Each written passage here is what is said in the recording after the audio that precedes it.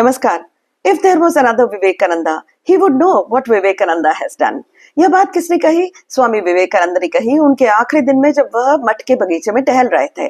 कुछ दूर आगे चलकर वह यह भी बोले, Yet there'll be another Vivekanandas in future. He was very optimistic क्योंकि वह जानते थे उनकी उम्र कम है, बहुत सारा काम आगे पड़ा हुआ है। At 39 years, he left this world. आज उनकी पुण्यतिथि है। उनके कुछ विचारों पर हम प्रकाश डालते हैं।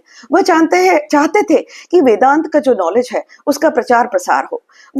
वो समय था जब Indians who were affluent would go abroad, study English and come back and tell people that हमारा religion ही ऐसी चीज है जो हमें पिछड़ा हुआ करके रख दिया है हमारे देश को। परंतु ऐसा नहीं था। स्वामी जी बोले कि Vedas were capable of removing superstitions। अंधविश्वासों को अगर निकालना है तो वेदों का ज्ञान पढ़ना जरूरी होगा। दूसरी बात वह कहते थे संस्कृत यह जरूर पढ़े क्योंकि हमारे सारे स्क्रिप्चर्स संस्कृत में लिखे हुए थे और उसी में तो सारा ज्ञान भरा हुआ था।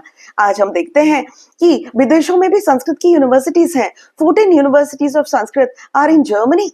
भारत में 18 यूनिवर्सिटीज हैं which are dedicated to only disseminating the knowledge of Sanskrit. 120 other universities are there which teach Sanskrit as an elective or as a language subject in their university.